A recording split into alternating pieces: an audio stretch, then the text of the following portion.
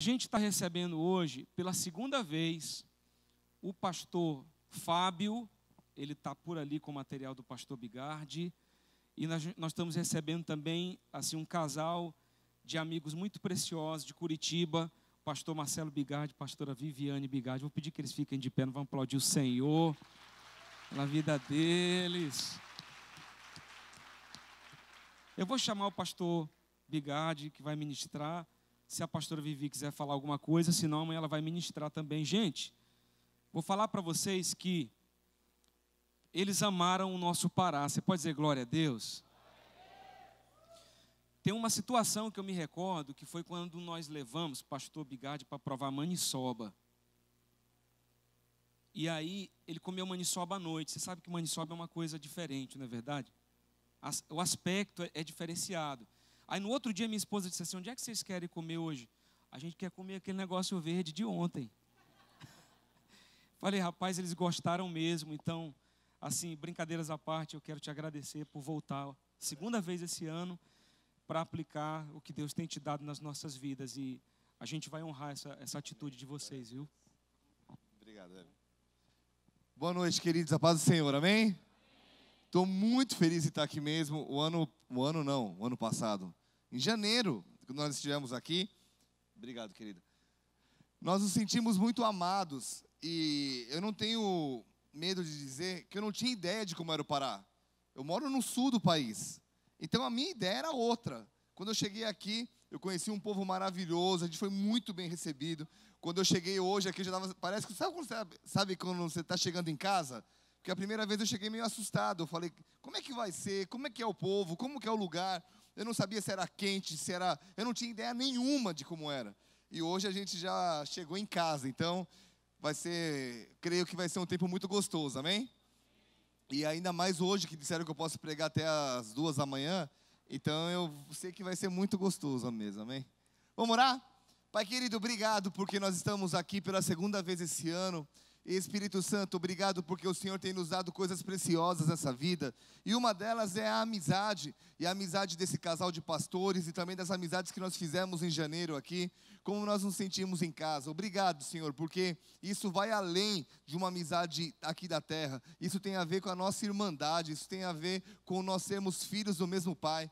Então, Espírito Santo, eu estou aqui como teu filho, como teu servo. Essa é a tua igreja. Eles têm recebido diretamente do seu trono. E eu te peço em nome de Jesus, me usa mais uma vez, para que o Senhor possa ministrar cada vida aqui. Pai, eu te dou a liberdade e repreendo todo o intento das trevas que queira atrapalhar essa reunião em nome de Jesus. Profetizamos que cada um que entrou aqui sairá completamente diferente em nome de Jesus. Se você crê, dá glória a Deus. Amém? Amados, lá em Curitiba, eu estou numa série de mensagens onde eu estou dizendo que para cada sim de Deus, Deus nos dá vários nãos. Quem aqui quer receber um sim de Deus? Né? Deus, Ele quer que a gente, quando receber o sim, a gente não perca esse sim. Eu vou te dar um exemplo. Uma coisa nas nossas vidas é você casar. Quem é solteiro sabe que, meu sonho é casar, mas quem é casado sabe que a dificuldade não é casar, a dificuldade é manter-se casado. Quem abre uma igreja é a mesma coisa, uma coisa é você abrir a igreja, outra coisa é você manter essa igreja aberta, e outra diferente é você mantê-la em constante crescimento. A Bíblia diz que não importa como você começa as coisas, que o final das coisas é melhor do que o seu começo. Então, o que Deus espera? Que quando você receber o sim dele, quando ele falar, filho, tá bom, aquilo que você está pedindo, está aqui o seu sim, ele quer que você não perca. E quantas pessoas a gente conhece, né? Que começam bem, mas se atrapalham no meio do caminho. Que até começam, até casam, mas se separam depois. Que até entram numa boa empresa, mas depois perdem o emprego por causa de alguma atitude errada que tiveram. Então, o que Deus faz? Deus, Ele espera que quando Ele nos dê o sim, nós estejamos preparados, amém? E como é que Ele nos prepara? Pergunta para mim, como, Biga? Sabe como Ele nos prepara? Nos dando vários nãos. Então você faz uma oração e aí sempre tem 3 respostas de Deus, sim, não e espera. E geralmente Deus vai fazendo o quê? Vai te dando não, não, não. O problema é que muitas pessoas, quando encontram esses nãos, ao invés de abrir a porta do sim, acabam levantando muros na sua vida. E eu quero falar nessa noite sobre isso. porque eu quero falar sobre a diferença entre você abrir portas ou construir muros. Amém? Eu vou falar da história de um homem que ele tinha tudo para ser um dos homens mais usados por Deus na história. Vou falar de um homem chamado Sansão. E eu gosto muito dele porque ele tem uma coisa que eu não tenho: cabelo. E aí eu quero falar um pouquinho da vida dele. Juízes capítulo 13, versículo 2. Abra sua Bíblia comigo. Juízes capítulo 13, versículo 2.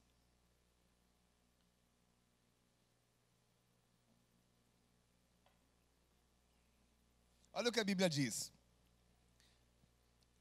Juízes capítulo 13, versículo 2. Abriram?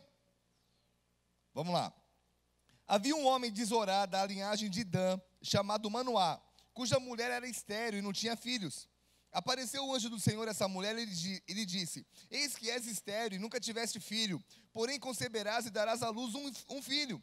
Agora, pois, guarda-te, não bebas vinho ou bebida forte, nem comas coisa imunda, porque eis que tu conceberás e darás à luz um filho, sobre cuja cabeça não passará navalha, porquanto o menino será nazireu, consagrado a Deus desde o ventre da sua mãe, e ele começará a livrar a Israel do poder dos filisteus.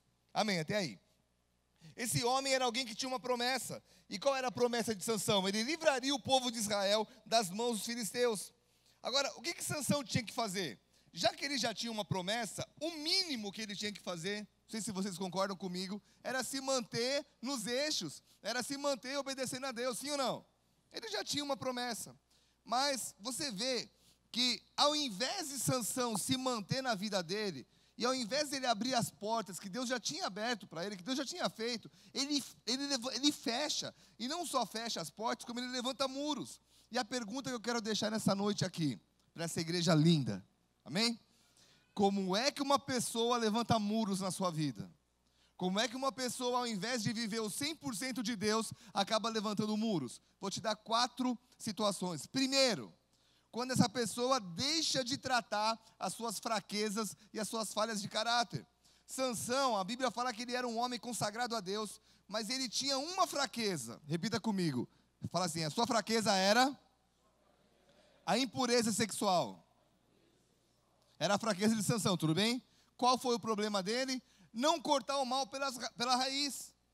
Tiago, capítulo 4, versículo 7, não precisa abrir, mas a Bíblia diz o seguinte: sujeitai-vos, portanto, a Deus, e resisti ao diabo, e ele fugirá de vós. A Bíblia nos diz para nós resistirmos, para a gente não brincar com ele. E quantas pessoas brincando, quantas pessoas com essas brincadeiras, levantando muros que estão separando ele dos sims de Deus. Isso me leva à segunda característica de alguém que levanta muros. Repete comigo assim.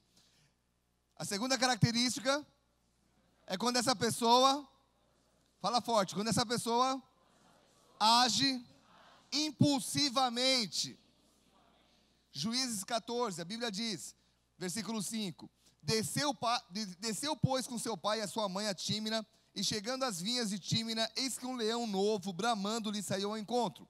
Então o Espírito do Senhor de tal maneira se apossou dele, que ele o rasgou como quem rasga um cabrito, sem nada ter na mão. Todavia, nem a seu pai, nem a sua mãe deu a saber o que fizera. Amados, até aqui tudo bem, porque Sansão tinha uma força fora do comum, tudo bem? Só que o detalhe vem no versículo 8. Olha agora. Depois de alguns dias, voltou ele para a tomar. Ele ia pegar uma mulher ali. E, apartando-se do caminho para ver o corpo do leão morto, eis que neste havia um enxame de abelhas com mel. Tomou o favo nas mãos e foi andando e comendo dele. E chegando a seu pai e a sua mãe, deu-lhes do mel e comeram. Porém, não deu a saber que do corpo do leão é que tomara. E o que eu vejo aqui? Por ser um nazireu, por ser um homem separado por Deus, a indicação, a dica de Deus era: se afasta de tudo que está morto, se afasta do que é podre. E eu vejo Sansão aqui querendo comer algo doce que estava em cima de um lugar podre. Repita comigo isso: comer algo doce que estava num corpo podre. Amados, se há algo que o inimigo sabe fazer, ele engana pessoas desde o Éden, uma coisa que ele sabe fazer é camuflar o erro.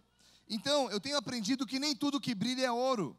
Então, não é porque algo é bom no momento que aquilo tem o poder de ser bom para sempre, vai fazer o meu bem. Não é porque algo me faz sorrir que ele tem o poder de manter o sorriso no meu rosto. Estão entendendo?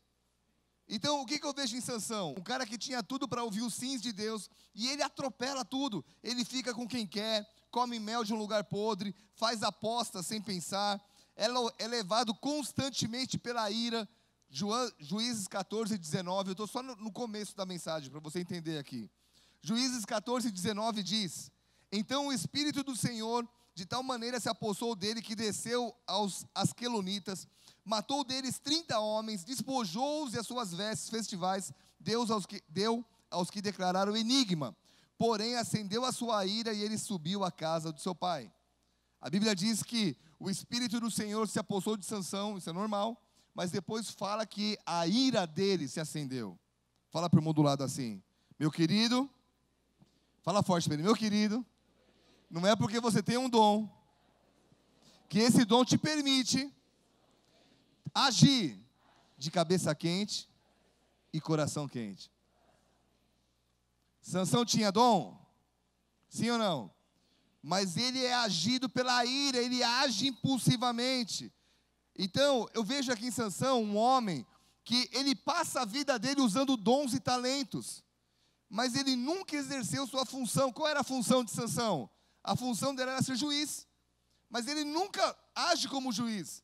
Ele usa o seu talento, ele sai brigando com todo mundo, porque ele tinha um dom. O dom dele era a força. E há duas coisas bem diferentes. Amados, vocês estão aqui?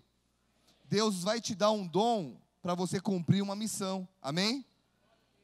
Sansão esquece da missão e só usa o dom.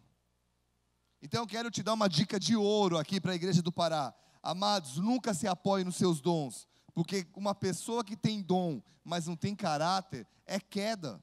E não é qualquer queda, é a queda certa.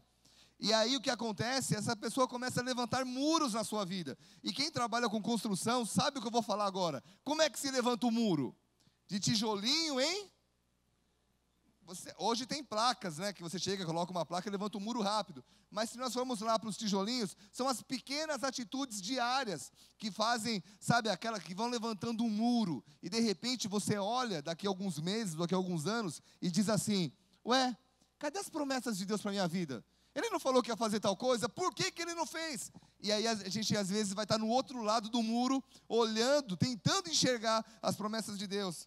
Provérbios 16, 32, quem estiver anotando, a Bíblia diz: melhor é o longânimo do que o herói de guerra, e aquele que domina o seu espírito do que aquele que toma uma cidade. Estão aqui, gente? Então, se eu quero ouvir o sim de Deus, eu não posso apoiar no meu dom. O meu dom não me dá o direito de agir de cabeça quente, falar o que eu quiser, ou agir como eu quiser. Amém? Me leva à terceira característica de Sansão. Como é que alguém levanta muro? Quando a fraqueza dessa pessoa se torna maior que a sua força. Repete comigo: pecado na minha vida. Ó, falaram que o pessoal do Pará repete forte. De novo, falar: o pecado na minha vida. Só tem poder quando eu o alimento. Amém? Quanto mais você brincar com o pecado, mais o inimigo vai brincar com você. E como é que o inimigo brinca com a gente? Vamos lá? Fala para o irmão do lado. Muitas vezes, colocando uma Dalila no teu lado. Amado, se você tem o nome de Dalila, não estou falando de você, amém? Se possível, troque de nome. Estou brincando. Mas quem é Dalila? Vamos lá, vamos estudar isso. Sansão era um homem forte? Ele contava com o seu talento, sim ou não? Ele batia em todo mundo, brigava, não era qualquer um que pegava ele, sim ou não?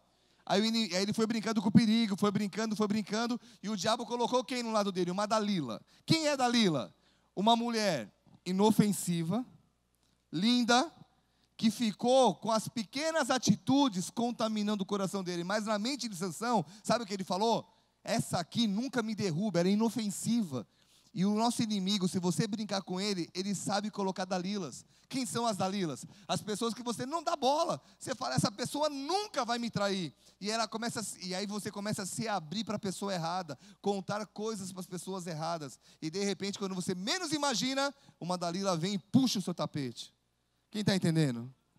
Quem é Dalila? Alguém que quer a sua morte. morte nem que seja espiritual. Alguém quer te derrubar, alguém quer fazer você perder o que Deus colocou na tua vida.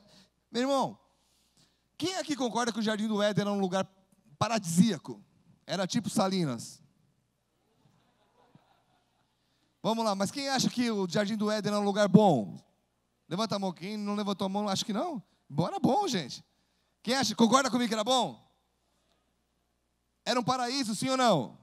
Então repete comigo. Todo paraíso tem uma serpente. Amém? Qual é o motivo de ter uma serpente no paraíso? A ideia da serpente é tentar fazer você perder o paraíso. O que é o paraíso? É o lugar que Deus te planta, é o lugar que Deus te colocou, é o sonho de Deus, é o sim de Deus. Amém? Qual é o lugar da serpente? A ideia dela, ei, muda de cidade, se separa, sai dessa família, sai desse emprego, sai dessa igreja. Cada um de nós tem um jardim, cada um de nós tem um lugar, tem um sim de Deus. Eu amei o Pará, amo o Pará. Né, fomos lá para a praia ali com a pastora, foi uma bênção. Contudo, o meu jardim não é o Pará. Qual é o meu jardim? Curitiba. Agora, tive várias situações onde o inimigo ficava falando, vai embora daqui, cara. Olha o que está acontecendo, quando alguém me traiu, quando situações difíceis se levantaram. Então, eu entendi que todo jardim, todo sim de Deus vai ter uma serpente. Vai ter uma Dalila, vai ter alguém do lado dizendo, aqui não é o seu lugar, olha o que estão fazendo com você, vai embora. E se você brincar com ela, ela vai te derrubar. E é por isso que você vê pessoas às vezes de bastante idade, ou às vezes de pouca idade, dizendo, eu até amo a Deus, mas um dia Ele prometeu algo e Ele não cumpriu. E aí, foi Deus que não cumpriu, ou a pessoa que levantou o muro? Então aqui, gente, quarta característica de alguém que levanta um muro é quando uma pessoa faz mau uso dos dons que Deus entrega para elas. Sansão possuía um cabelo lindo, né? Possuía uma força fora do comum, mas na cabeça dele aquilo era, repita comigo, aquilo era normal. E eu não posso ver como normal o que é especial. Um dom, um talento, um chamado é algo especial, algo dado por Deus. Por que Jesus disse que o profeta não tem honra na sua própria casa? Porque para quem está na sua casa, você não é alguém especial, você é alguém normal. Os irmãos de Jesus olhavam para ele e falavam assim, cara, você vem falar que é o Messias, seu quarto é aqui no lado do meu, tua cama é no lado da minha. Porque para eles era normal. Amados, no dia, vocês estão aqui, quem está aqui diz amém? No dia que você começar a tratar como normal o que é especial, com certeza você vai estar levantando um muro na tua vida. Eu estou casado com essa linda mulher de Curitiba, né? Em julho agora nós faremos 18 anos de casamento. Amados, 18 anos não são 18 dias, amém? 18 anos, estamos ficando maior de idade já no casamento.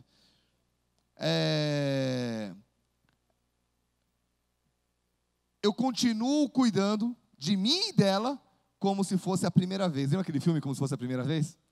Mas qual é a ideia? Não é porque eu estou 18 anos do lado dela, que ela pode ser normal, ela não é normal. Ela é estranha? Não, ela é especial, ela não é normal. O que acontece com ela? Ela não é alguém normal para mim, ela é alguém especial. Minha igreja, eu prego lá, igreja lotada de gente. Muito legal você pregar numa igreja grande. Legal, mas ela não é normal, ela é especial. Eu preciso continuar orando, eu preciso continuar dando o melhor de Deus, o melhor de mim para buscar o melhor de Deus para a igreja. Quem está entendendo? Qual é o problema? É quando a pessoa acha que é normal. Então o cara, para namorar, ele chega para a menina. Quem é solteiro aqui? Né? O cara chega para a menina chega para o cara. Hoje em dia está meio assim também. E aí chega, e para conquistar, dá um chocolate. Aqui tem aquela, qual é o chocolate mais famoso aqui? O Cacau Show, tem aquele outro, Copenhague? Belém, né? Vai, dá um Copenhague, dá um Cacau Show, para conquistar a menina. Casa, dá um bis, não é a caixa, dá um bis, e pede metade. Tipo, decadência. A menina, para conquistar o menino, passava perfume, se arrumava, lavava o cabelo, andava com ventilador aqui no lado para o cabelo ficar esvoaçante, assim, né? Casou. Ele chega em casa e encontra a dona Florinda do Chaves. Menina com um monte de bob, com a camiseta do vereador de 70, furada, com repolho no dente. E aí? Tipo assombração em casa. Eu estou brincando e eu estou indo para os extremos, mas aqui a ideia é, quando eu começo a tratar como normal o que é especial, eu tenho tudo para levantar um muro. Quando eu começo a achar que aquilo que Deus está fazendo na minha vida é normal, você para de buscar, você para de tratar de uma forma carinhosa, você diz, isso é normal, fala para o irmão do lado, e não é. Só que qual é a parte boa da mensagem de hoje? Como Deus nos ama demais, toda vez que Ele mostra a doença, Ele também apresenta a cura. Amém? Qual é a cura para eu não levantar muros na minha vida?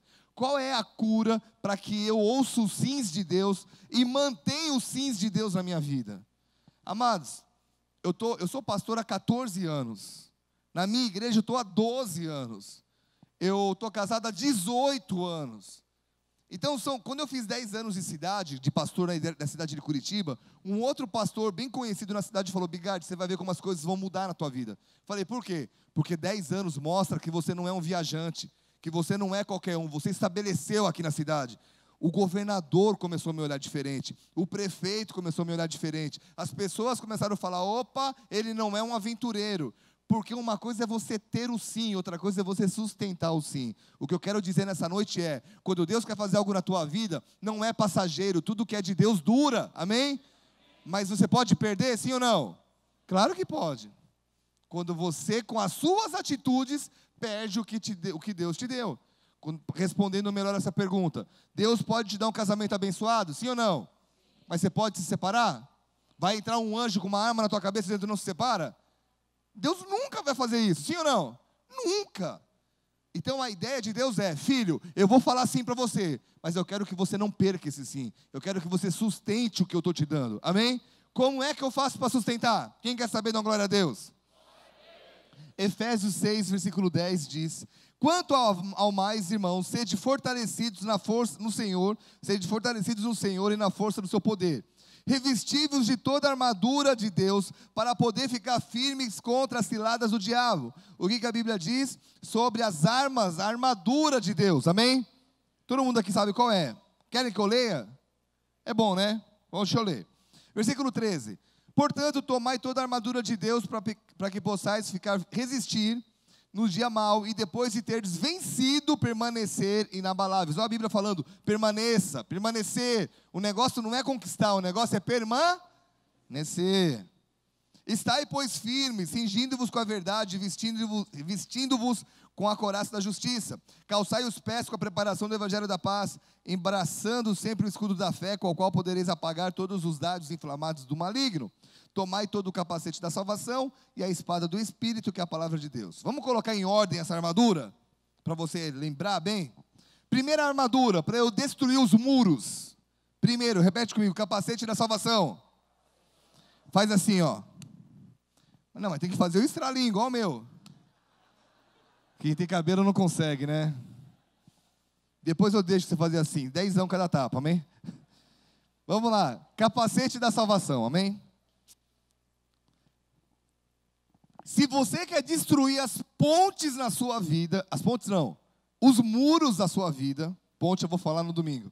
Se você quer destruir os muros que talvez você esteja levantando, você precisa entender que, repita comigo assim, toda luta na minha vida começa nos meus pensamentos.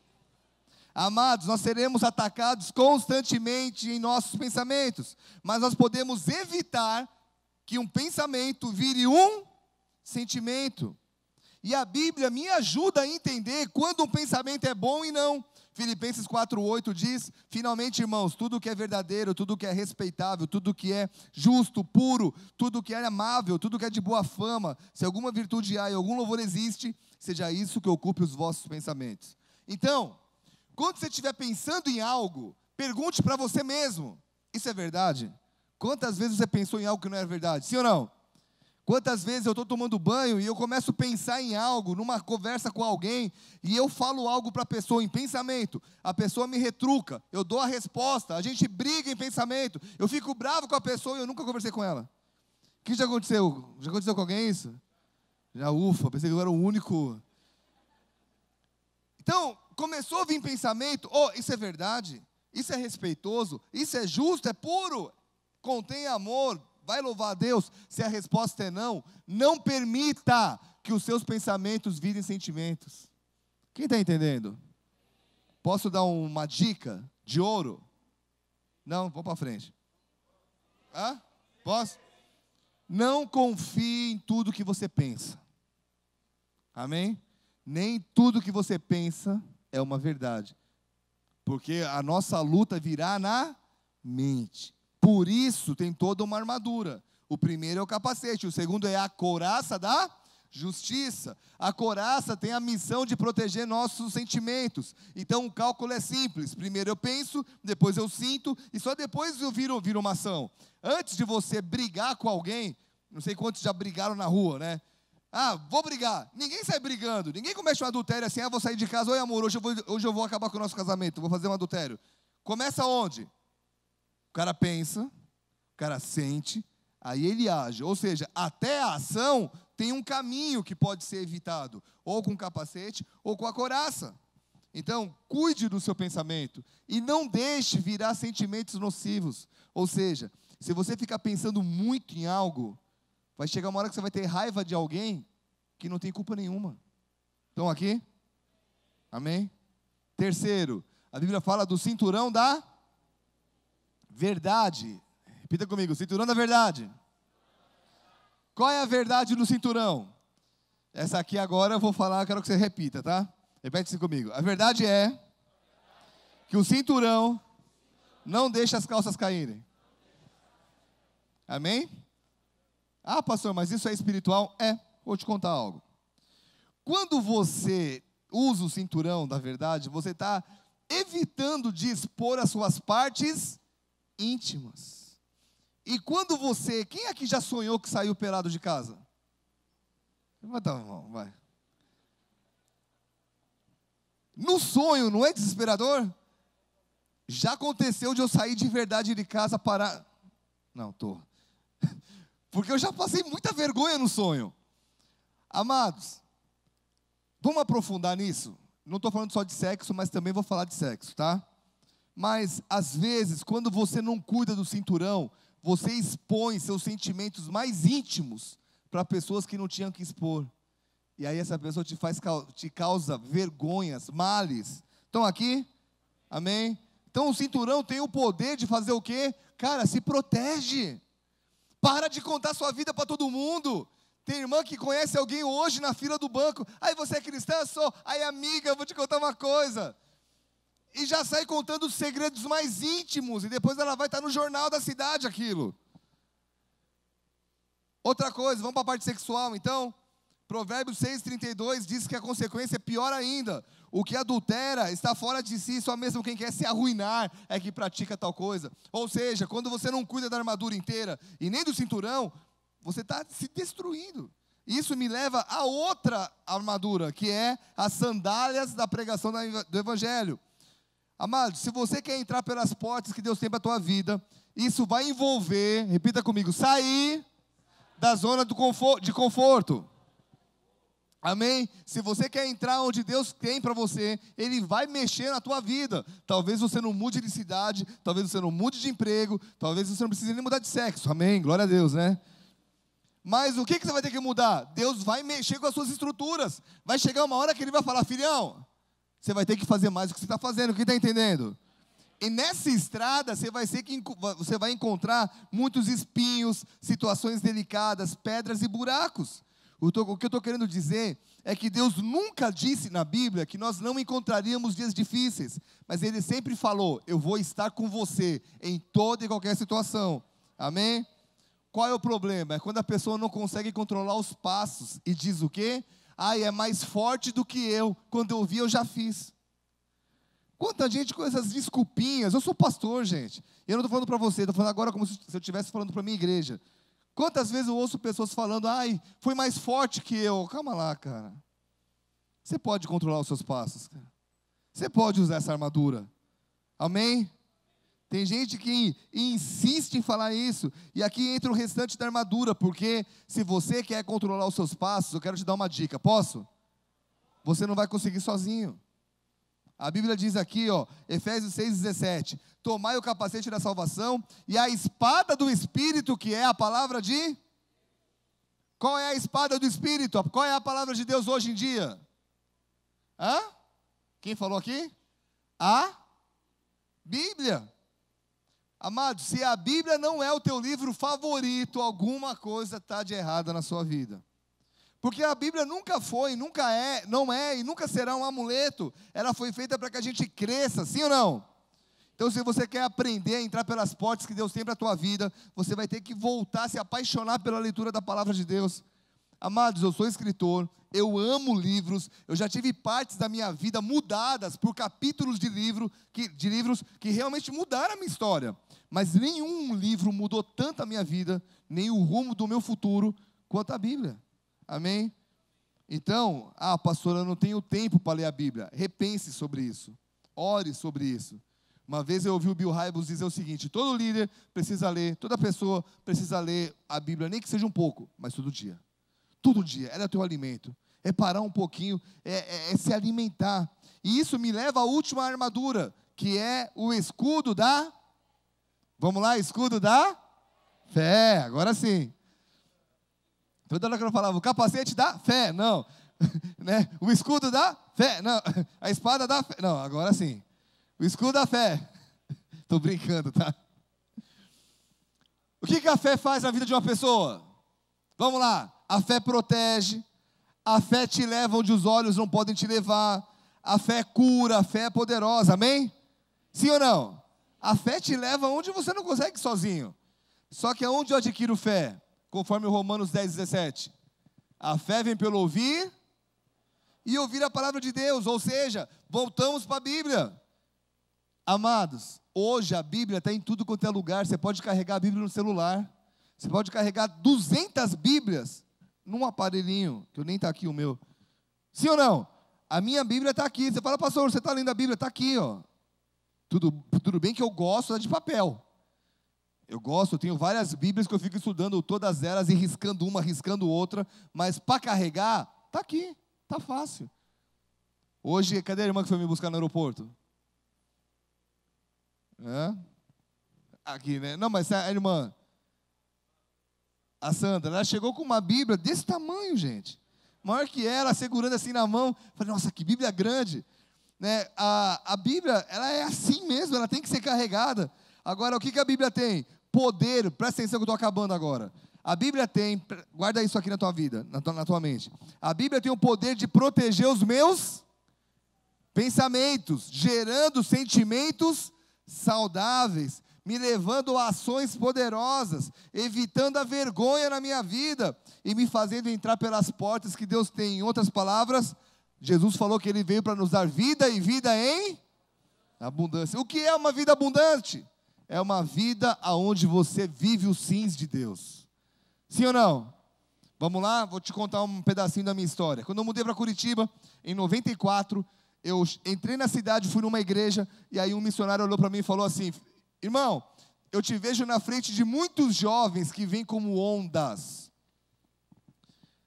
Falou isso em 94, apanhei naquela cidade, 94, 95. Eu só entrei no Bola de Neve em 2002, foi 94 a profecia. Amém? 2002 eu mudei, entrei no Bola, e eu só mudei para Curitiba de novo para abrir a igreja em 2004, e só em 2007 começou a vir um monte de jovem para a igreja. Deus começou a dar o sim dele, sim ou não? Mas nós estamos em 2017, 10 anos se passaram. E continuam entrando jovens. O pastor Heber foi pregar lá, a pastora Edilane foi pregar lá, num culto de mulheres, a igreja cheia só de mulheres. Você que é solteiro tem que ir para lá, amém? Tem bastante mulher lá. Mas o que eu estou querendo te dizer é, o que Deus sonha na tua vida é um dia olhar para você e dizer assim: filho, eu te prometi algo, eu te entreguei, e você perseverou. Amém? Qual é a pior dor no coração de Deus? É quando Ele entrega algo na vida de uma pessoa e essa pessoa não tem a capacidade de manter aquilo. Por isso, não é só buscar o sim de Deus, é buscar abrir as portas e não levantar muros. Amém, amados? E você não foi chamado, eu e você não fomos chamados para ficar atrás do muro pensando: o que Deus vai fazer? O que tem para mim do outro lado? A Bíblia tem um texto, para terminar aqui, Apocalipse 3:20. Jesus fala assim: eis que eu estou na porta e, se você abrir a porta, eu entro na tua casa e habito com você. Quem bate na porta? Hã? Deus. Jesus bate na porta. De quem é a missão de abrir? Amém? Uma vez, mandaram no WhatsApp um grupo, um cara que, não lembro qual que foi o negócio lá, que o cara, ao invés de tirar o carro antes de levantar o muro, o cara levanta o muro na porta com o carro dentro. Não sei quantos viram essa foto de um cara que construiu errado lá um negócio. E aí eu fiquei pensando, quantas pessoas que quando Jesus abre a porta, o cara abre a porta, Jesus está de frente com o muro, porque as atitudes da pessoa o impedem de viver o centro da vontade de Deus. E amados, o centro da vontade de Deus é um lugar alcançável, amém? Deus, a terra prometida nunca foi um lugar sem acesso. O problema é que as pessoas morreram no deserto. E eu termino falando sobre isso. Deserto não é moradia. Quem aqui já passou ou passa por momentos difíceis na vida? Amém? Repete comigo. Todo momento difícil tem começo, meio e fim. Amém? Você pode ter vários momentos difíceis, mas em assuntos diferentes. Mas ele vai ter que acabar. Se você está muito tempo no mesmo momento difícil, tem alguma coisa errada e está na hora de você chegar e falar: Deus, aonde eu estou errando?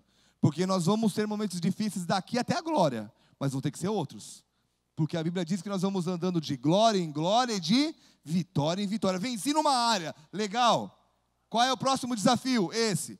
Venci, legal. Tem gente que fica aqui batendo no mesmo. Você encontra a pessoa 10 anos depois. E aí, irmão, como é que tá?